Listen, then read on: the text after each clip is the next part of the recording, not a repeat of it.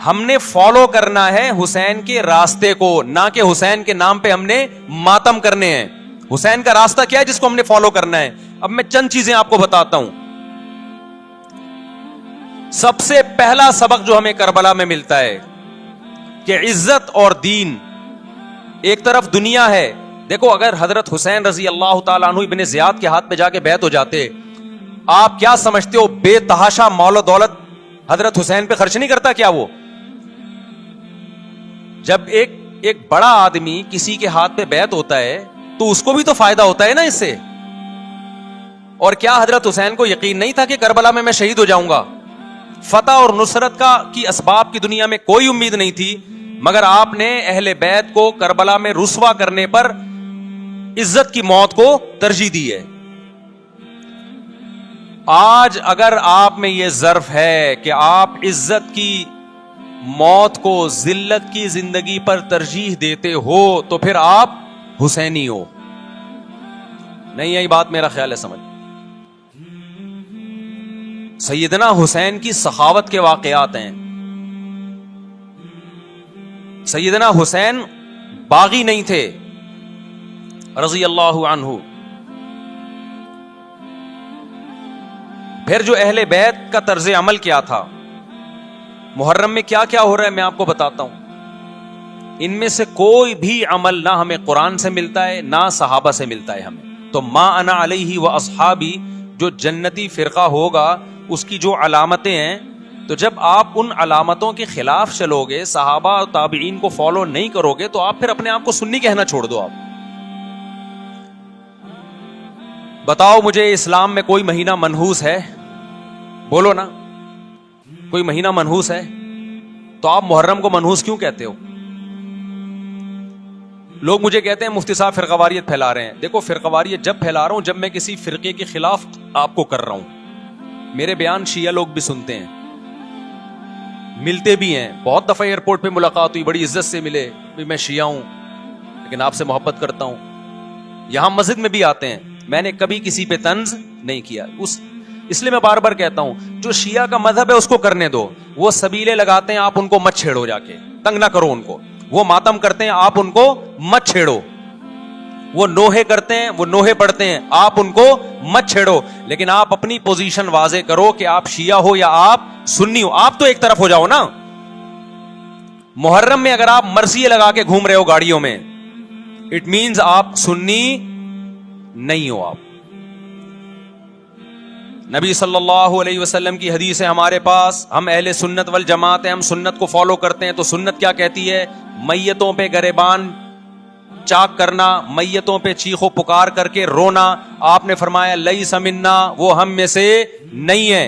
اور اس عمل پہ آپ صلی اللہ علیہ وسلم نے لعنت فرمائی ہے. لوگ کہتے ہیں حسین کی یاد میں رونا نبی کی سنت ہے. نبی صلی اللہ علیہ وسلم کو جب جبریل نے بتایا کہ حسین شہید ہوں گے، آپ روئے اس لیے کہ اس وقت آپ کو یہ خبر ملی تھی. لیکن کیا ہر محرم میں آپ نے رونے کا پروگرام کیا ہے؟ یا صحابہ کو بیٹھ کے باقاعدہ رلایا ہے آپ نے؟ کیا ہو گیا بھائی؟ آپ کو بھی جب کربلا کا واقعہ کی خبر ملی آپ کی آنکھوں میں آنسو آ جائے، یہ نیچرل ہے، یہ حسین سے محبت کی علامت. لیکن ہر محرم میں باقاعدہ بٹھا کے رونے کا پروگرام کرنا یہ حسین سے محبت کی علامت نہیں ہے، بلکہ شریعت میں ناجائز ہے یہ غموں کو بڑھانا. یہ کہاں سے جائز ہو گیا؟ حضرت عثمان بھی تو شہید ہوئے تھے، نبی صلی اللہ علیہ وسلم کے داماد تھے. ان کی یاد میں آپ رونے کو سنت کیوں نہیں کہتے؟ ہماری نظر میں حسین کا قتل بھی بہت بڑا ظلم اور سیدنا عثمان کا قتل بھی بہت بڑا ظلم تھا. دونوں مظلوم تھے، دونوں مظلوم شہید تھے. ہمیں دونوں کی شہادت پہ غم ہے، لیکن اب اس غم کو مناتے نہیں ہیں. اسلام میں غم منانا سنت نہیں ہے. دیکھو جعفر طیار رضی اللہ عنہ، نبی کے چچا زاد بھائی، اہل بیت، جب آپ صلی اللہ علیہ وسلم نے ان کو لڑائی کے لیے میدان جنگ میں بھیجا، رومیوں سے لڑائی تھی. حضرت جعفر طیار کی 4 بیویاں تھیں. جب نبی صلی اللہ علیہ وسلم مسجد نبی میں بیٹھے، آپ کو فرشتوں نے اطلاع دی کہ جعفر طیار شہید ہو گئے. آپ صلی اللہ علیہ وسلم کی آنکھوں سے آنسو. یہ آنسو اس وقت نکلے جب عین شہادت کی اطلاع ملی ہے، اس وقت آنسوؤں کا نکلنا محبت کی علامت ہے۔ آپ نے صحابی رسول کو بھیجا کہ جاؤ آپ کی زوجات کو، بیویوں کو جا کے خبر دو کہ جعفر طیار شہید ہو گئے۔ کیا قربانی تھی صحابہ کی، آپ دیکھو ایسے جوان تھے جعفر طیار، خوبصورت جوان۔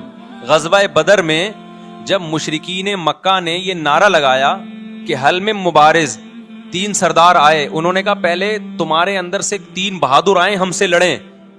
دیکھو عربوں میں یہ ہوتا تھا کہ جب جنگ کے لیے 2 فوجیں آمنے سامنے کھڑی ہوتی تھیں تو پہلے دونوں طرف کے بہادر ترین لوگوں کی لڑائیاں ہوتی تھیں کہ جب تک دونوں میں سے ایک قتل نہیں ہوگا لڑائی شروع نہیں ہوگی۔ تو آپ کو پتا ہے کہ اس میں بہادر ترین لوگ نکلیں گے نا جو لڑنا جانتے ہوں۔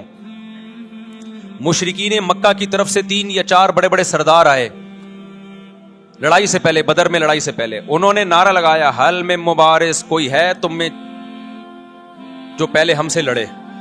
یعنی ادھر سے ہم 3 ہیں تو ادھر سے بھی کتنے چاہیے؟ 3 بندے۔ ادھر سے انصار صحابہ آئے، مشرکین مکہ نے کہا لیسو بی اکفائنا، یہ ہمارے جوڑ کے نہیں ہیں، قریشی ہاشمی چاہیے، ہمیں ہمارے نسب کے لوگ ہونے چاہیے۔ تو ادھر سے نبی صلی اللہ علیہ وسلم نے حضرت علی کو بھیجا اور حضرت جعفر طیار کو بھیجا۔ جن صحابہ کو بھیجا ان میں حضرت جعفر طیار بھی تھے۔ حضرت جعفر طیار رضی اللہ تعالی عنہ اور سیدنا علی مقابلے میں غالب آ گئے۔ خوبصورت صحابی، نجاشی کے سامنے آپ نے تقریر کی ہے، ہجرت کی ہے نا جب حبشہ کی طرف، تو نجاشی نے پوچھا جعفر طیار سے کہ تمہارے پیغمبر جو کلام لے کر آئے ہیں وہ سناؤ۔ حضرت جعفر طیار رضی اللہ تعالی عنہ نے سورہ مریم پڑھنا شروع کر دی۔ کاف ہا یا عین صاد ذکر رحمت ربک عبدہ زکریا اذ نادى ربه نداء خفيا قال رب اني وهن العظم مني واشتعل الراس شيبا ولم اكن بدعائك رب شقيا واني خفت الموالي من ورائي وكانت امراتي عاقرا فهب لي من لدنك وليا۔ ایسی حضرت مریم اور عیسیٰ ابن مریم کی سیرت